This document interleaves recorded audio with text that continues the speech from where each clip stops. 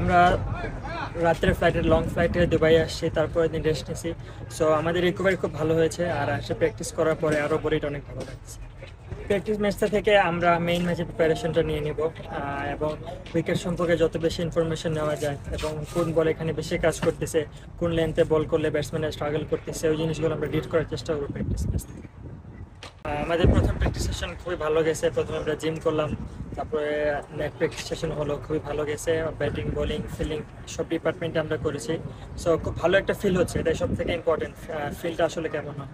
So overall আজকে প্র্যাকটিসে খুব ভালো একটা ফিল হয়েছে আমাদের।